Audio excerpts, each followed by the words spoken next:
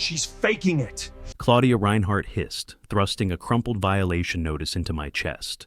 Your little ramp violates community design standards, and I don't care what sob story you have this week. Her tone was sharp enough to cut skin.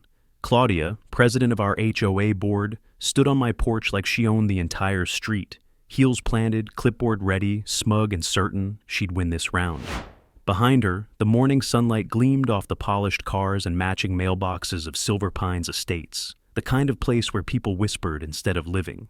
I didn't flinch. I just glanced down at the paper and said, "You might want to check the ADA section before you find me again." Her painted smile flickered for half a second, and I saw it, the small fracture in her confidence. If you've ever had someone threaten your child's independence in the name of aesthetic harmony, hit subscribe right now. Because what happens next will make you question what kind of power these HOAs think they have. "My name's Daniel Mercer," I told her evenly, folding the paper in half. "I'm a civil rights attorney, the kind that's written briefs on accessibility law longer than your entire rule book." I didn't raise my voice. I didn't need to. There's a kind of power in staying calm while someone digs their own grave with every arrogant word. But she wasn't listening. They never do at first. She only saw what she wanted. A family that didn't fit her perfect picture. A father who refused to tear down a wheelchair ramp because his daughter needed it to leave the house. Lily was inside, watching from the window. 15 years old and already too familiar with the sound of judgment. She'd spent half her life proving to the world she could move without pity, that the accident didn't take everything from her. The ramp wasn't just wood and nails. It was her freedom, her morning sunlight, her link to normalcy. Claudia called it unsightly. I called it the line I wouldn't let anyone cross. Claudia circled the ramp, tapping her pen against the railing like she was inspecting a crime scene. "This was built without board approval. You'll be fined $100 a day until it's removed. Non-compliance can result in lien action." Her words hit like static, but I'd already started mentally filing her mistakes. No mention of the ramp in the bylaws, no accessible modification clause, no legal disclaimer in her letterhead. My pulse steadied as hers rose. She had authority, but I had something stronger, proof. I'd seen people like her before, authority addicts. They disguise control as community, disguise prejudice as policy. She wanted me to beg, to apologize, to show fear. Instead, I watched her walk back to her silver SUV, high heels snapping against the pavement like a countdown clock. When she drove off, I leaned against the railing, the same one she'd tried to outlaw, and felt the faint grooves of Lily's initials carved into the wood. She'd done that the day she took her first steps after the accident, laughing through tears. I remember sanding the ramp by hand that night, the smell of pine mixing with hope. That ramp wasn't a modification. It was a promise. Now, Claudia wanted it gone because it didn't match the neighborhood's character. I looked around at the uniform lawns, the sterile perfection, the silence that smelled like money and fear. Maybe she was right. It didn't match. It was alive, like the girl who used it. Inside, Lily wheeled over, eyes searching mine. "Is she serious?" "She's serious," I said quietly. "But she's also wrong." I turned to the window and caught my reflection next to hers, father and daughter, defiant silhouettes framed by the wood she built her confidence on. Somewhere deep in my chest, a familiar stillness settled in. It was the same one I'd felt in court before a case turned, the same one that came before I exposed a system's weak spot. Claudia didn't know it yet, but the ramp she tried to erase would become the reason her entire empire fell. Out in the distance, the HOA sign gleamed in the morning sun. Silver Pines Estates, where order creates beauty. I smiled at the irony. Order was about to meet justice, and this time, it would lose. The next morning, the violation signs were already staked into my front lawn, bright orange warnings fluttering against the clean grass like some kind of public shaming ritual. Across the street, blinds twitched. Neighbors pretended to be watering their flowers or jogging, but everyone slowed down just long enough to stare. Silver Pines Estates wasn't built for confrontation. It was built for compliance, and Claudia Reinhardt knew exactly how to weaponize that. By the end of the week, 3 more envelopes arrived, each one thicker than the last, listing new fines and daily accrual penalties. The language was deliberately intimidating, words like non-compliance, violation, escalation, and lien preparation. I stacked them neatly on my desk. In my line of work, paper trails are both poison and cure. You just have to know which way the wind is blowing before you turn the page. I logged onto the HOA portal, scrolling through their so-called community updates. There it was, a newsletter post written by Claudia herself. Certain residents continue to disregard Silver Pines' aesthetic covenant. Enforcement measures are underway. No names, but everyone knew who she meant. The comments were polite daggers. So sad how some people think they're above the rules. Disgraceful, especially with children watching. I clicked print. If this was her opening move, then I already knew where she'd overstepped. The HOA's power wasn't infinite. It existed only within the boundaries of its charter. And if Claudia was rewriting those boundaries on the fly, she was opening a door I could step right through. Still, it wasn't the fines that stung, it was the effect on Lily. She used to roll outside in the mornings to watch the sunrise. Now she stayed behind the curtains, listening to the whispers. "It's fine, Dad," she said once when I asked why. "I just don't want them staring." Her voice was calm, but her eyes betrayed the quiet weight of humiliation. I kept my answer simple. They don't get to decide who deserves sunlight. That night, I went through every email from the HOA. Timestamps, sender addresses, attachments. It was all standard until one detail caught my eye. Every message from Claudia's office carried a different footer disclaimer. Some said, Silver Pines HOA, Incorporated. Others had no registration line at all. Sloppy. I made a note, but didn't dig deeper yet. Patterns tell stories when you give them time to repeat. The next morning, I received a call from the HOA treasurer, a man named Jeff, who sounded more nervous than official. "Mr. Mercer," he said, voice trembling. "Claudia asked me to remind you that the fines double if unpaid after 30 days. I asked one question. Jeff, can you send me the board's current incorporation certificate for my records?" A long pause, then, that's all handled through Claudia's files. I don't think I have access to that." Exactly what I expected. By evening, the pattern was clear. The HOA had power on paper, but only if that paper was valid. I'd seen this before in my legal career. Expired entities still swinging their weight like they were legitimate. They write fines, issue threats, and everyone obeys because fear is easier than research. Claudia was betting on that. She'd never met someone who could read a legal bluff in a single paragraph. But even strategy couldn't protect against emotion. Lily stopped going to school in person for a while. Kids whispered about the ramp case, and one parent even suggested removing her from a class photo until things are resolved. That word, resolved, burned. As if accessibility were an inconvenience waiting to be tidied up. I tried to hide my frustration, but anger seeps through the cracks no matter how steady your tone. Some nights I'd step outside and stare at that ramp glowing under the porch light, remembering the sound of Claudia's heels clicking down my driveway. The ramp wasn't just wood anymore, it was evidence. 2 weeks later, a new envelope arrived. This one marked urgent legal notice. Inside, Claudia had escalated again. She was threatening a civil claim for safety non-compliance and demanding immediate removal. The irony was thick enough to choke on, a woman breaking federal law to accuse me of endangering the public. I could have replied with a lawsuit right then, but I wanted her arrogance to grow. The higher she built her tower, the harder she'd fall when the foundation cracked. I started documenting every interaction, video timestamps, emails, photos. My office printer became a quiet accomplice. I didn't just want to win, I wanted it airtight. By the end of that week, the neighborhood had shifted. People were starting to whisper about the board's aggressive tactics. Someone anonymously slipped a note under my door. "She's been doing this for years. Most of us just give in."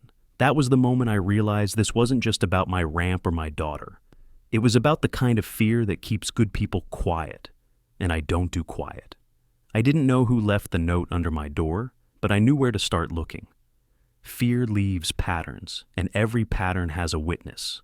In Silver Pines, that witness was Mark Ellison, the quiet man who sat inside the HOA's security booth like a forgotten relic. He'd retired from the police years ago, but old habits die slow. He still carried himself like someone who'd seen too much and trusted too little. I found him that night at the edge of the cul-de-sac, the glow from his small booth spilling across the road. The air was heavy with summer heat, thick enough to hold secrets. He didn't look surprised to see me, just sighed and straightened his back, his hand unconsciously brushing the pocket where his badge used to be. "You shouldn't be out here after dark, Dan," he said, avoiding my eyes. "Claudia's already made this personal. You keep pushing her, it's not going to end clean." "I'm not the one breaking the law," I replied. "She is." Mark's jaw tightened. His eyes darted to the small security camera above the booth, then back to me. "I didn't say you were wrong. I said it won't end clean." That hesitation, the way his hand fidgeted with his keyring, told me everything. He knew more than he could say. But loyalty is a tricky thing. People like Mark stay in the middle until something shoves them off balance. "You've seen what she's doing to my daughter?" I said quietly. "You think that's leadership?" He looked away again, lips pressed so tight the skin around his mouth went white. When he finally spoke, his voice dropped low. "I've been here since before Claudia took over. Used to be we had a real board, neighbors that cared. Then her husband passed, and she turned control into therapy." I stayed silent, letting him fill the space. He rubbed a hand across his face, eyes flicking toward the window blinds of nearby houses. "People think she's protecting the neighborhood. They don't see how she keeps files on everyone. Photos, complaints, background checks. I told her it was too far once. She reminded me who signs my checks." There it was, the fracture line I'd been looking for. A man torn between his conscience and his paycheck. "I'm not asking you to pick sides, Mark," I said, careful to keep my tone level. "I just need you to remember what's right." He let out a bitter laugh, short and dry. "You think right matters around here? These people worship her. You go up, as against Claudia, you'll be the next headline in the newsletter." "She's already writing it," I said. "But when this ends, she won't be president anymore. That's not a threat, it's just law catching up." Mark's gaze lingered on me then, studying my face the way a cop reads a suspect, searching for conviction, not bluster. "You really think you can take her down?" "I don't think," I said. "I know." For a moment, the only sound was the buzz of the sodium light overhead. Then he shifted, leaning forward in his chair, elbows on his knees. "I've seen her do worse than this. The ramp thing. It's not the first. There was a veteran on Oak Street. Built a flagpole without permission. She fined him until he moved out." He exhaled through his teeth, shaking his head. "Man lost his house over a flag." He fell quiet, staring down at his hands. They trembled slightly, the way a man shakes when he's done looking away, but hasn't yet decided to act. "You didn't hear that from me," he muttered.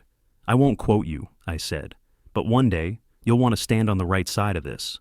Mark looked up sharply, eyes narrowing. "And what side's that?" "The one that doesn't use fear to keep order." He didn't answer. His fingers tapped against the desk in slow, uneven rhythm, an old nervous tick maybe. The sound reminded me of a countdown. When I turned to leave, he called after me. "You know, Claudia's got connections downtown, city inspector, even a deputy clerk. You start poking holes, they'll close ranks." I paused at the curb. "Then I'll dig deeper." Mark didn't speak again, but when I looked back, he was watching me with the expression of a man who wanted redemption and didn't yet know how to earn it.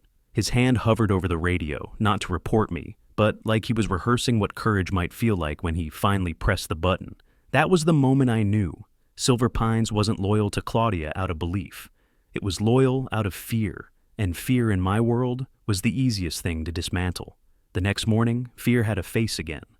Claudia Reinhardt's, framed perfectly against the polished oak of the HOA conference table. Her smile was tight, practiced, and venomous. I hadn't been invited to the meeting, but that didn't stop her from mentioning me in front of the board like I was an urban legend. Through the glass walls of the HOA office, I could see her pacing, gesturing toward my name on a stack of printed letters. I stood outside, silent, watching her power unravel in real time. Her voice carried even through the door. "If we let Mercer defy us, everyone else will follow. He thinks he's special because of that. Structure." She hesitated before saying the word ramp, like it tasted wrong in her mouth. "We can't let emotion dictate enforcement." Inside, the board members nodded like wind-up dolls, each terrified of being. Next, when she finally stepped out, she froze. "Daniel," she said, forcing a smile, "this isn't the place for you." "I know," I replied, "but the courthouse is." Her eyes narrowed, the smile thinning. "You've filed something." "Not yet," I said. Just documenting every violation of federal accessibility law. Don't worry, you'll get your copy. The composure slipped for a second. It was small, but it was there, the twitch in her jaw that betrayed fear. She adjusted her blouse, turning away before she could be seen unraveling. You can't intimidate me with your credentials. I don't need to, I said quietly. The law already did. By the time I walked back to my car, I could feel the neighborhood's silence pressing in from all sides. Word traveled fast in Silver Pines. Within hours, neighbors were whispering about how Daniel confronted the board and Claudia's losing her grip. The ripple had begun. That afternoon, a bright yellow notice was taped across my front door. It wasn't a fine this time. It was an official threat of lien and property seizure. My daughter saw it before I did. I came home to find her sitting on the porch, the paper clutched in her hands, her face pale. Are they taking our house? She asked. No, I said, crouching beside her. They're trying to scare us. She looked down at the paper again, her voice trembling. I just wanted to go outside. I didn't ask for any of this. The words cut deeper than she knew. I'd spent my career defending people who couldn't fight back. Now my own daughter was learning what injustice looked like up close. That night, the rain came, slow at first, then relentless. The ramp glistened under the downpour, the water collecting in small rivulets that shimmered beneath the porch light. I watched it from the living room window, laptop open.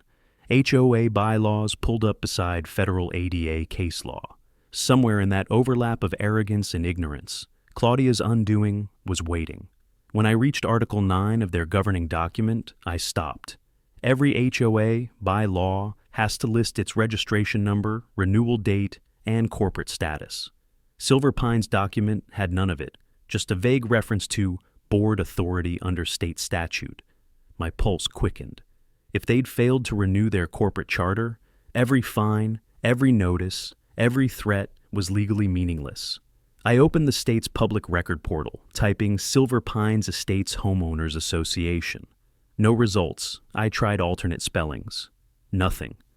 My hand tightened around the mouse. This wasn't a clerical error, it was negligence. They'd lost their legal standing and kept operating anyway. Outside, thunder rolled like punctuation. The next day I drove to the county clerk's office. The smell of paper and dust hit me as I stepped inside. A familiar battlefield. I asked the clerk for the most recent filing on Silver Pines. Estates. She flipped through the database and frowned. That HOA hasn't renewed since last March, she said. They're inactive. Inactive. The word echoed like a verdict. I thanked her, took a printout of the record, and walked out into the light rain. It wasn't just about my ramp anymore. It was about every homeowner Claudia had bullied into submission under false authority. She'd been swinging a dead sword, and now I had the proof. When I got home, Lily was waiting by the door. Did you find something? I smiled for the first time in weeks. More than something. I found her foundation. Her eyes brightened, hope flickering back where fear had lived. That night, as rain tapped softly against the window, I laid the document beside the stack of fines Claudia had mailed me. One by one, I flipped through them, reading the empty threats of a powerless organization pretending to be law. The ramp outside stood firm, untouched, defiant. And for the first time, so did I. By morning, the rain had dried, but the air still carried the heaviness of something about to change. I drove downtown to the courthouse, clutching the clerk's printout that proved Silver Pines Estates hadn't renewed its corporate charter. The ink was barely dry, but it felt like a weapon forged perfectly for the kind of war Claudia Reinhardt had started. Inside the courthouse, I found a quiet corner near the ADA compliance office, a place I'd visited countless times for other clients, but never for myself. The irony wasn't lost on me. I filled out the official complaint, attaching copies of the fines and photographs of the ramp, each one marked with the HOA's now defunct letterhead. When I handed the folder to the clerk, she looked up and said, "You're not just filing for accessibility, are you?" "No," I said. "I'm filing for every homeowner she's ever scared." By noon, word of the filing had reached Silver Pines. I knew because my phone began buzzing nonstop. Anonymous messages from neighbors, some thanking me quietly, others warning me to stop. Power makes people brave in whispers and silent in daylight, but one message stood out. It came from an unknown number, just 2 words. She knows. I looked out my office window to see Claudia's silver SUV parked across the street. She was sitting in the driver's seat, sunglasses on, watching my house like a predator pretending to be patient. I stepped onto the porch and met her gaze from 50 feet away. She didn't wave, she didn't leave, she just smirked, then slowly rolled down her window. "Legal tricks won't save you," she said, voice carrying easily across the quiet street. "You're still violating community standards." I walked closer until I could see my reflection in her window. "You might want to check which community still legally exists," I said, "because yours expired last March." Her face tightened. "You think paperwork matters?" "To the state," I said. "It's the only thing that matters." She drove off with a screech of tires that cut through the silence like a scream. That night, I could feel the shift. The HOA emails stopped coming, replaced by silence. An unnatural quiet that made even the crickets seem cautious. I knew what was coming next. People like Claudia don't admit defeat, they double down. Sure enough, at sunrise, I was served a notice from a private attorney, filed under Reinhardt versus Mercer. She was suing me personally for defamation, harassment, and unauthorized modification of property standards. It was absurd, but strategically clever. She was trying to drag me into court before the state could dissolve her authority. I sat at my kitchen table, the lawsuit spread out beside my coffee. Lily wheeled in quietly, rubbing her eyes. "Another letter?" "Worse," I said. "She's trying to make it official." Lily frowned, her hands gripping the armrests. "Can she really do that?" "Not if the HOA doesn't exist," I said, sliding the clerk's document toward her. "And it doesn't." She looked at the page, reading the bold stamp that said, "Inactive entity, administrative dissolution." Her lips parted in disbelief. "So, all of this, every fine, every threat, it's nothing?" "Exactly," I said. "Every notice she posted was just paper dressed as power." The realization settled over both of us like sunlight after a storm. For the first time in months, I saw her smile. Later that day, I drove to meet the ADA investigator assigned to my complaint. His office was small, cluttered with case files and framed photos of ramps, elevators, and modified homes, the unsung monuments of quiet justice. He listened carefully as I explained the HOA's actions, flipping through the evidence I'd brought. When I mentioned the expired charter, he paused. "That changes everything," he said. "If the HOA is not legally active, they can't enforce or defend anything. Every penalty they've issued is void, every restriction unenforceable. This isn't just an ADA issue, it's fraud." He promised to forward the findings to the state attorney's office. As I walked out, I could feel the entire narrative shifting under my feet. Claudia thought she'd cornered me in a maze of rules. But she'd built that maze on air. That evening, I sat on the porch watching the sunset reflect off the ramp's polished railings. The neighborhood was still. A few houses away, I saw Mark Ellison standing by his security truck, hands shoved deep into his pockets, watching my house with an unreadable expression. He didn't wave, but he nodded, slow and deliberate, like someone who'd just decided which side of the story he belonged to. I nodded back. The battle wasn't over, but the balance had changed. Claudia still had noise and influence, but I had proof, and in law, proof always outlasts intimidation. By the end of that week, the quiet was gone. Silver Pines pulsed with tension, the kind you could feel even with your windows closed. Cars slowed when they passed my driveway. Neighbors avoided eye contact. The HOA had always ruled with the threat of exclusion, and now that I'd defied them, everyone was afraid of catching the fallout. Lily tried to ignore it, but she noticed everything. That morning, as I loaded files into my briefcase, she said, "They stopped saying hi at the mailboxes." I looked up. "You still go to the mailboxes?" She smiled faintly. "It's the only ramp they can't fine us for." Her humor cut through the gloom for a moment, but only for a moment. Claudia wasn't done. That afternoon, a letter arrived from the county clerk, a formal notice that she'd filed for a restraining order, claiming I'd harassed board members through legal intimidation. She was trying to paint me as the aggressor. It was desperate, but dangerous. I drove straight to the county courthouse to verify the filing. The clerk recognized me instantly. "Mr. Mercer, I was just processing your ADA case this morning. You're moving fast." "She's trying to move faster," I said, sliding Claudia's letter across the counter. This was filed under a defunct HOA. That's the same entity you told me last week was inactive. The clerk scanned it and frowned. It's invalid. They can't use the HOA name in court without reinstatement. I exhaled, tension easing just enough to let anger take its place. Then it's time someone reminded her what invalid means.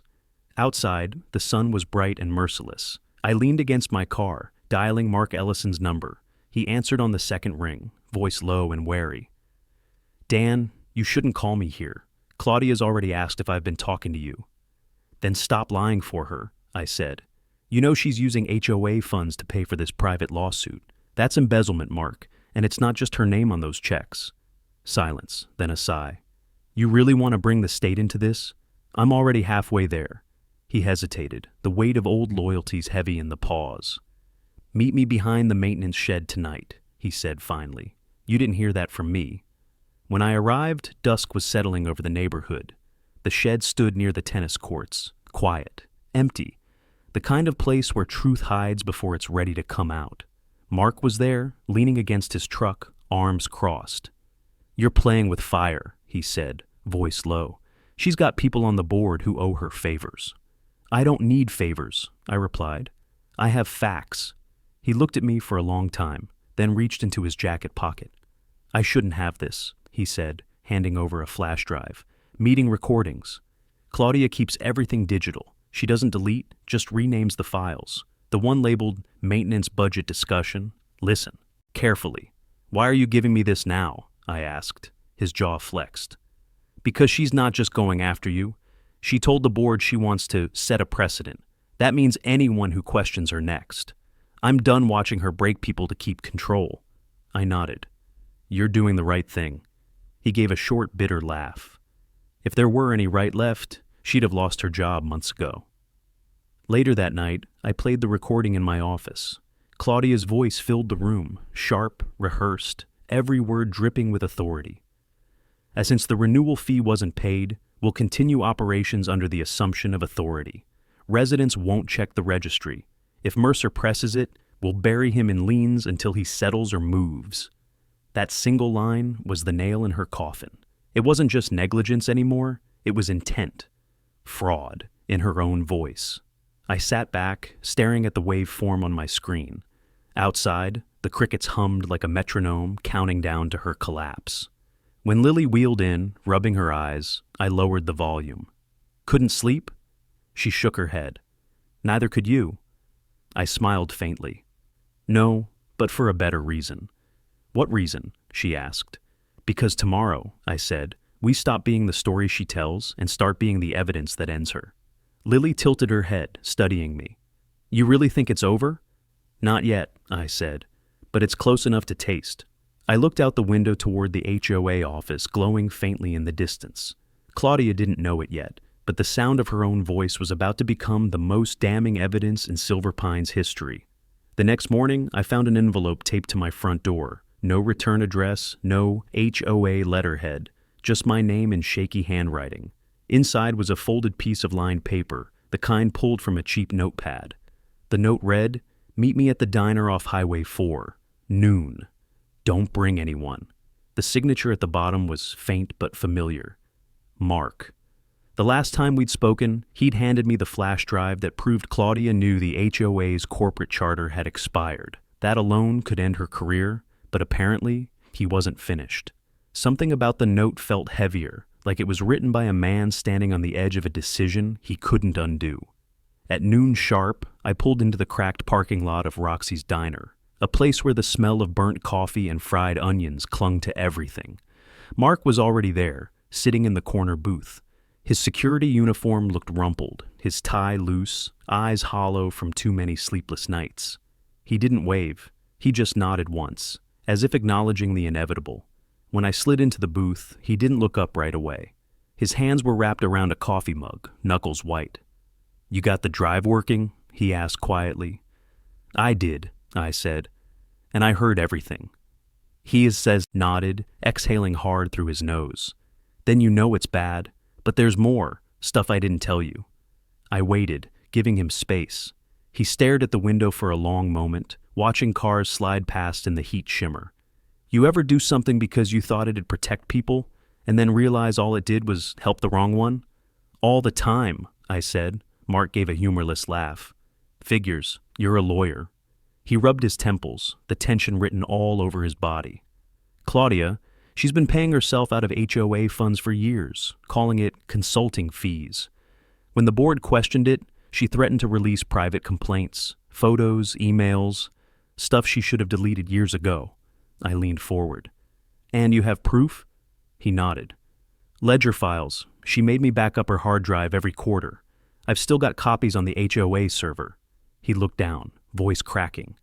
I didn't stop her because she promised me something. Said she'd cover my son's medical bills through the HOA's community fund. I didn't know that fund was fake. The shame in his voice was real and heavy. He pressed his palms together like a man praying for absolution.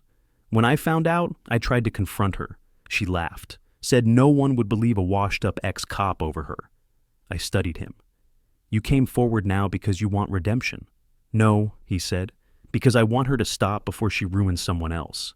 She's planning something, Dan, a public stunt. What kind of stunt? He hesitated, eyes flicking toward the door like he expected Claudia to walk in any second. She's scheduling an emergency board meeting this Friday. Says it's to address escalating defiance. She's going to accuse you of fraud in front of the neighborhood. She'll make it look like your ramp's tied to some grant scam. And she's invited a local reporter. That explained her sudden silence. She wasn't retreating. She was staging the finale. She's walking into her own trial, I said quietly. Mark's eyes met mine. Then make sure she doesn't walk out of it clean. He reached into his jacket and slid over a small USB stick. The ledger, every fake transfer, every unauthorized withdrawal. Her signature's on most of them. I stared at it for a long moment. If I use this, she'll come after you. He gave a tired shrug. She already has. Fired me this morning. That hit harder than I expected. I'm sorry.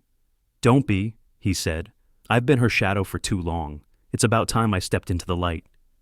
We sat in silence as the waitress refilled our coffees. He didn't touch his. His eyes stayed fixed on the window, where sunlight spilled across the parking lot like a promise of something cleaner than the world we'd been living in. When I finally stood to leave, he said quietly, "If anything happens to me, make sure my son knows I tried to do one thing right." I nodded once. You just did. Back in my car, I plugged the drive into my laptop and saw the files. Dozens of them, each time-stamped, each a nail in Claudia's coffin. By the time I closed the lid, I wasn't just holding evidence. I was holding the turning point. By the time I pulled into my driveway, the sun was setting behind the rows of perfect rooftops, each one glowing with the illusion of order that Claudia Reinhardt had built and ruled for years. The flash drive from Mark Ellison felt heavier than metal in my pocket. Inside it was the sum of every false promise, every dollar she'd stolen, every life she'd tried to control. And in 48 hours, she planned to hold her grand board meeting to turn the neighborhood against me. She didn't know she was walking into her own cross-examination. I locked the front door, sat at my desk, and opened the files. Spreadsheets, transfers, and scanned checks filled the screen, everyone bearing Claudia's looping signature. The withdrawals were disguised as maintenance projects and community improvement stipends, but none of them led to real contractors or materials. One line item caught my eye, Rehabilitation Fund Allocation, $6,300. The memo field read, Medical Expense, Ellison Family. It wasn't charity, it was bribery. I printed the records and cross-referenced each transaction with county vendor reports. None of them matched legitimate accounts. She'd been embezzling under the HOA's name, an entity that no longer legally existed. Every payment was an act of fraud layered on top of fiction. I took photos of the screen and uploaded everything to a secure folder with timestamps. When you've lived your life in courtrooms, you learn that truth only wins when it's bulletproof. The sound of the printer filled the room like steady breathing. Lily rolled in quietly, her hands stained with pencil graphite from sketching. "You're working late again," she said. "Almost done," I replied, forcing a smile. "We're getting close." She looked at the mountain of papers. "Does it make any of it better?" "It makes it right," I said. "That's the only kind of better we get in this world." She studied me for a long moment, then reached into her lap and handed me one of her drawings. It was the ramp, drawn in perspective, sunlight glinting off it, her initials carved into the railing.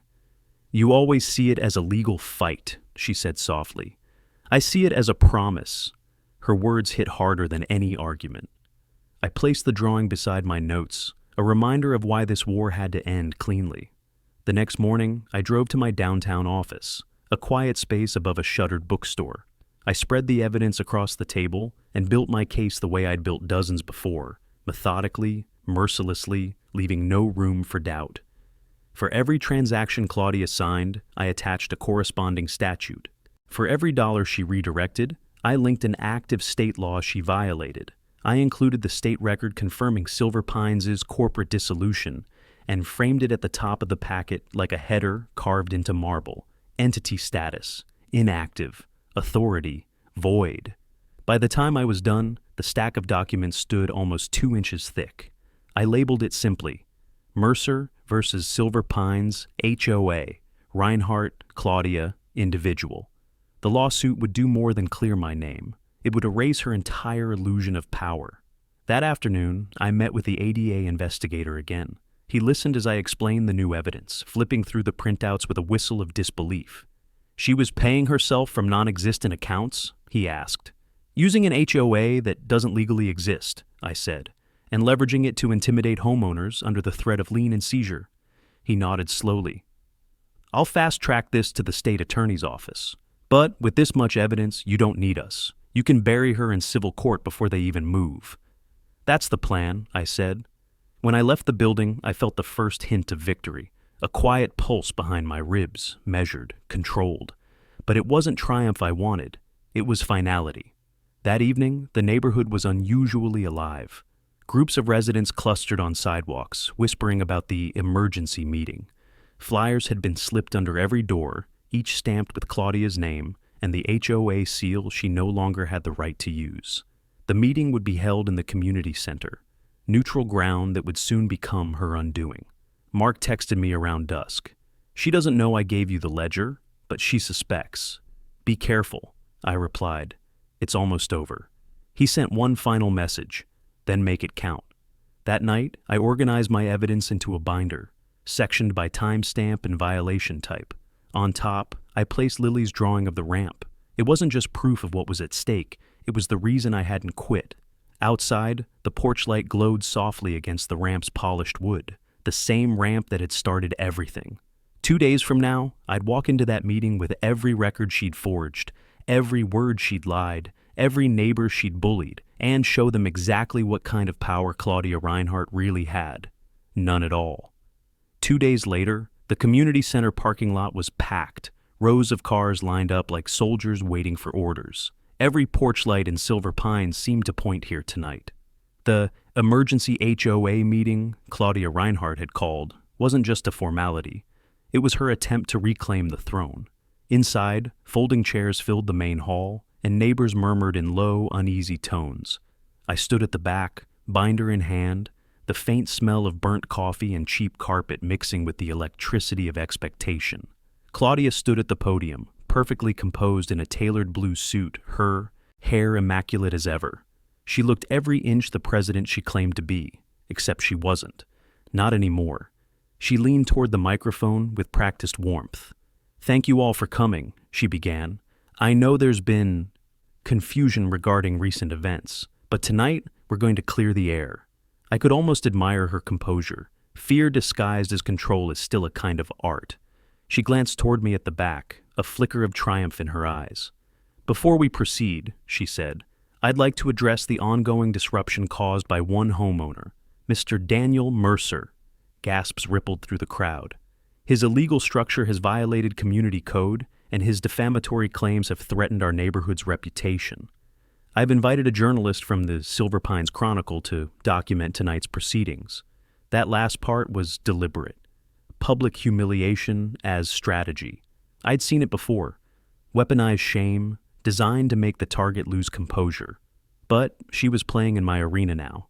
I waited until she finished her carefully rehearsed speech, then walked forward, each step echoing across the floor. "Mind if I speak?" I asked. She forced a brittle smile. Briefly, Mr. Mercer, let's keep this civil.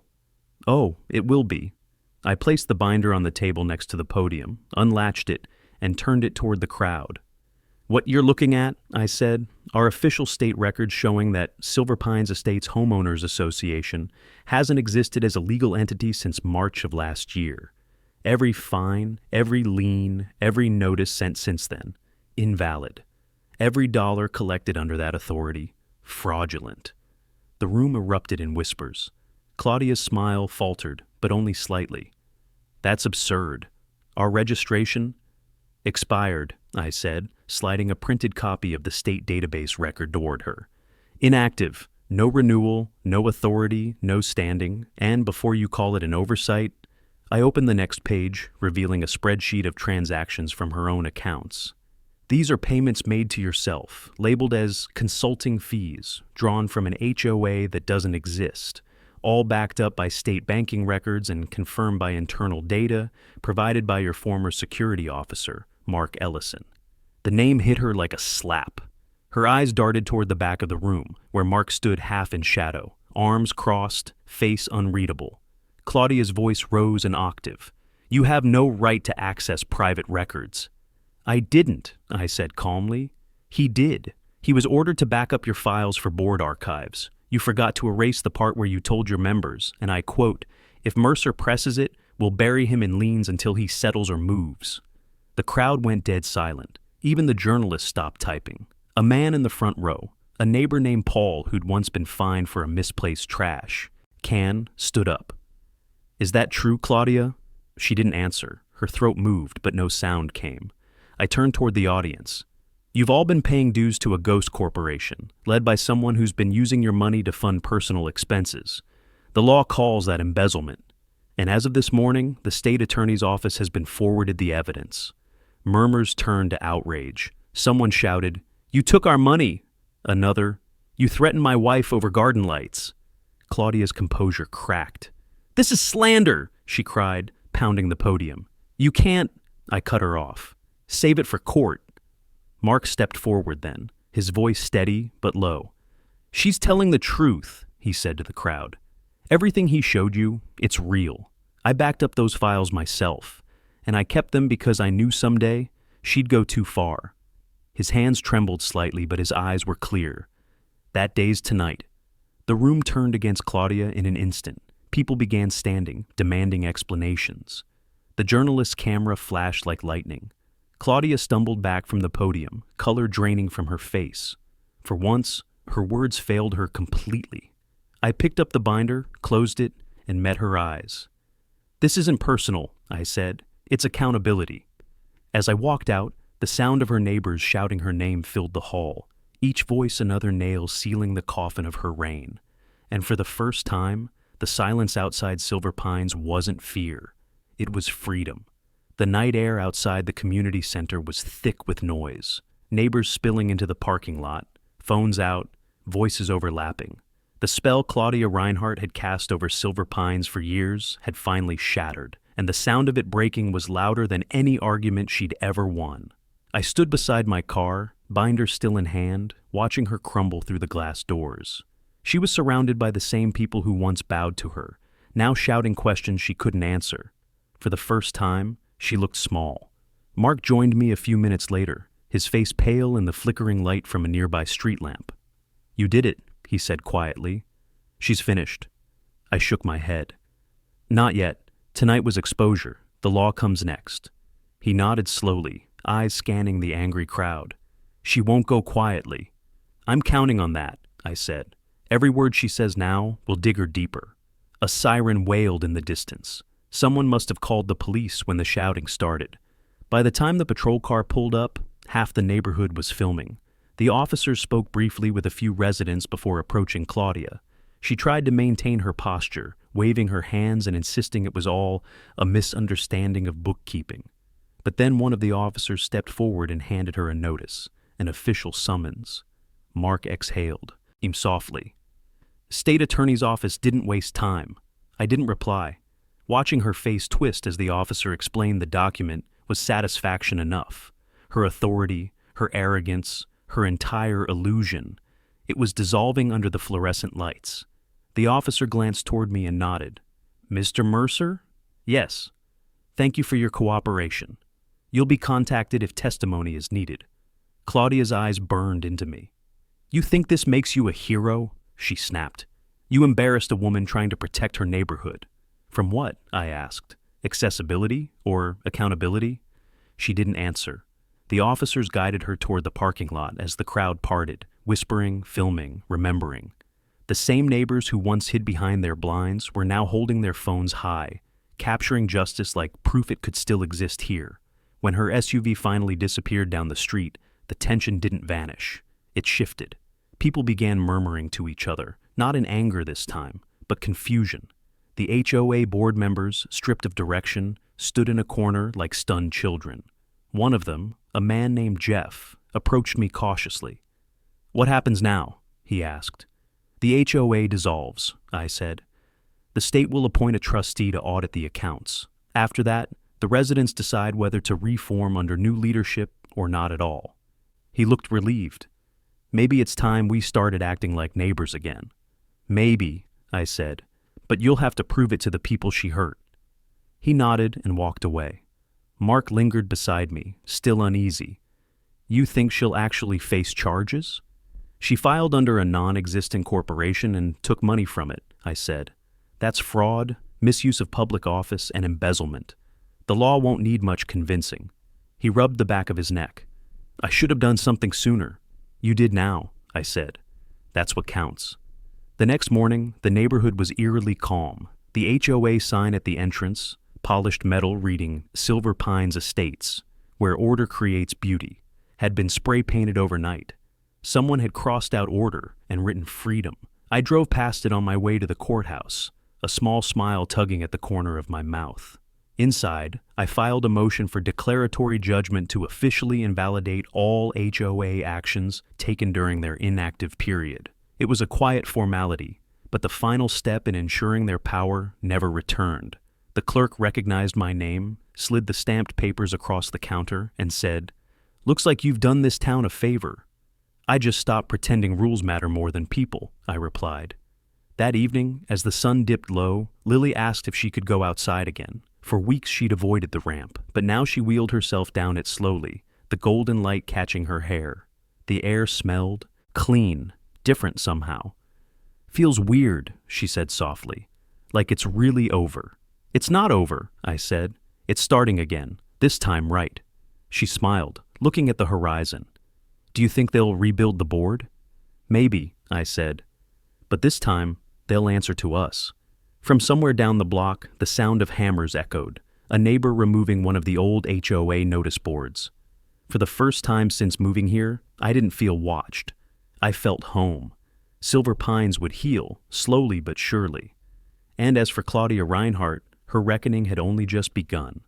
2 weeks later, the courthouse steps were overflowing.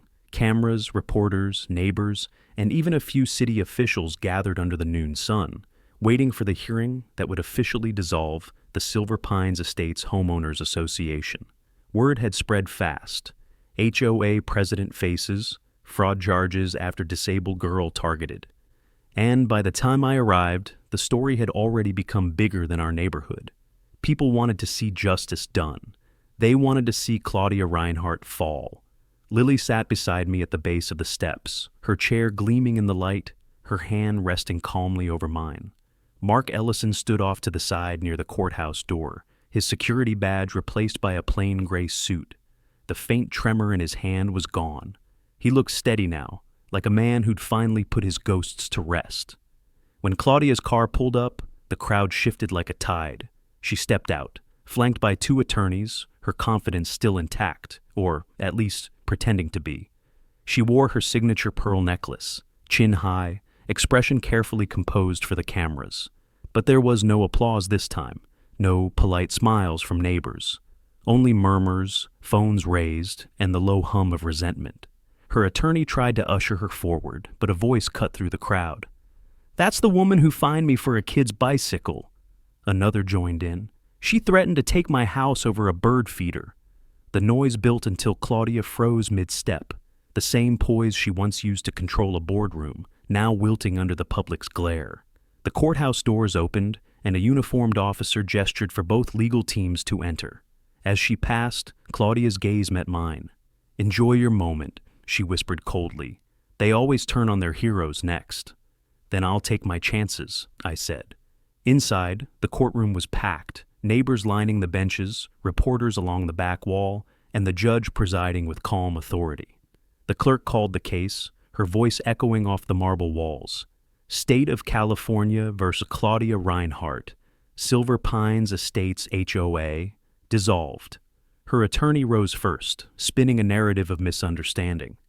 "My client merely acted in the best interest of community standards," he said smoothly. "Administrative lapses were clerical, not criminal. And as for Mr. Mercer, his vendetta stems from personal animosity." I let him talk. The louder he spoke, the weaker the argument became. When it was my turn, I rose, adjusting my tie. "Your Honor," I began, "this isn't about vendettas or misunderstandings. This is about a person who abused authority she no longer had, who weaponized power to punish compliance itself. And it's about the people sitting behind me, each of them fined, threatened, and humiliated for rules that legally didn't exist." I handed over the binder. Inside are records of over 60 transactions labeled as HOA expenses, funds withdrawn under a corporate entity the state officially dissolved 15 months ago. The law is clear. Without legal standing, every action taken in the HOA's name was void, and every dollar spent was theft. The judge flipped through the evidence silently. When she reached the printout showing the inactive status, her brow furrowed. "This is confirmed by the Secretary of State?" "Yes, Your Honor," I said, "filed and time-stamped." Murmurs rippled through the courtroom. Claudia sat motionless, her jaw set, eyes forward. But when the judge asked if she wished to respond, her restraint snapped. "This is a witch hunt," she shouted. "That man," she pointed directly at me, "has manipulated everyone here with lies. My only crime was trying to maintain order." "Order built on fraud," I said evenly. The judge struck the gavel once. "Mrs. Reinhardt, that's enough." Mark stood then, clearing his throat. The judge acknowledged him as a witness. "Ma'am," he said quietly, "I worked for her. She told the board to continue operations after the charter expired, said no one would ever check the registry. I kept the backups. Everything he's saying is true."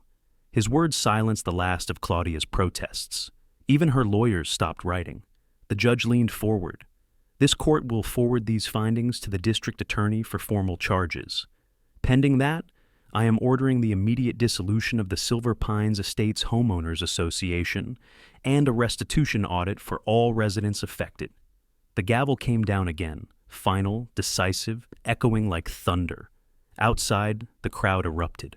Cameras flashed, neighbors hugged, reporters shouted questions. Mark stood beside me, his voice barely audible over the noise. "You really did it, Dan." I looked toward Lily, who was smiling through tears. "No," I said, "we did." When Claudia exited the courthouse, she faced a wall of cameras and a sea of faces that once feared her.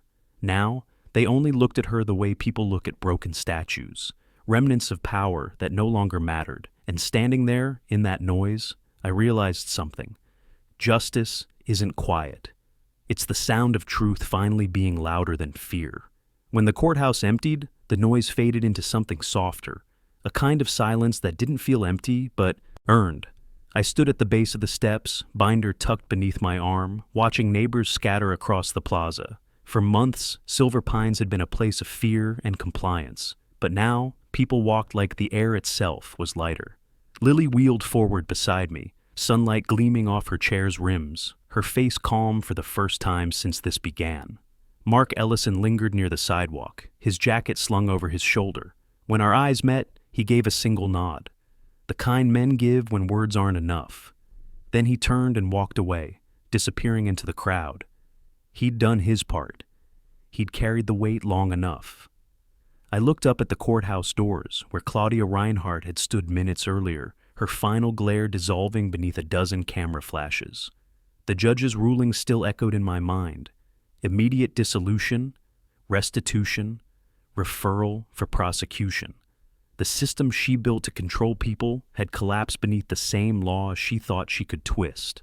It wasn't just justice, it was equilibrium. Lily tugged at my sleeve. Dad, yeah? Can we go home now?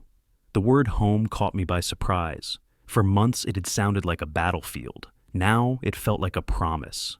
We drove back through the neighborhood in silence. The old HOA sign stood at the entrance, the spray-painted word, freedom, still visible through half-scrubbed silver paint. Someone had tried to cover it up, but it refused to vanish completely, like truth written too deeply to erase. When we pulled into the driveway, the house felt different. The orange violation stakes were gone. The warning stickers had been peeled off the mailbox. The ramp, our ramp, stood untouched, glowing in the afternoon light. The same piece of wood Claudia once called unsightly now stood as a monument to something bigger than defiance. Lily wheeled forward, touching the railing. "It's still here," she said quietly. "It always was," I told her. A few neighbors stopped on the sidewalk. People I hadn't spoken to in months. Families who once crossed the street to avoid eye contact were waving now. One of them, the man who'd been fined for his trash can, smiled awkwardly. "We're holding a neighborhood meeting next week," he said. "Without her this time. Thought maybe you'd help us rewrite the rules." I nodded slowly. "I'll help, but not as your lawyer." He frowned. "Then as what?" "As your neighbor." For a long moment, no one said anything. Then he smiled, genuine this time. "That's a good start." As the sun sank low, I stood on the porch and looked around. The lawns were imperfect now, patches of real life where control used to live. A kid's basketball rolled down the street, bumping softly against the curb. A dog barked somewhere near the lake. It wasn't perfect anymore, and that's what made it beautiful. Later that evening after dinner, I found myself alone on the porch again. The binder sat beside me, its pages fluttering in the breeze. Inside were the last remnants of Claudia's empire, documents, receipts, proof. I didn't need them anymore. Tomorrow, I'd send the originals to the state archive, and that would be the end of it. Lily joined me quietly, holding a small bronze plaque she'd made in her art class. The letters were carved with care. "Equal access is not a privilege." She handed it to me. "Can we put it here?" she asked. I swallowed hard and nodded. Together we mounted it at the base of the ramp. The screws turned slowly, biting into the wood with a sound that felt final. When we stepped back, the words caught the fading light perfectly. For the first time in months, I felt the kind of peace that doesn't need witnesses. I thought about all the people who'd been quiet before, afraid, uncertain, waiting for someone else to stand first. Maybe now they wouldn't wait. Maybe Silver Pines wasn't just a place where I won a fight. Maybe it was the beginning of something better. Lily leaned against me, watching the last light fade. "Do you think she'll go to jail?" I looked toward the horizon. "I think the law will do what it's supposed to. That's enough for me," she smiled. "Then we're finally free." I nodded. "Yeah, we are." If you want more stories of homeowners standing up to HOA tyranny, hit subscribe right now, share your story in the comments, and let me know where you're watching from.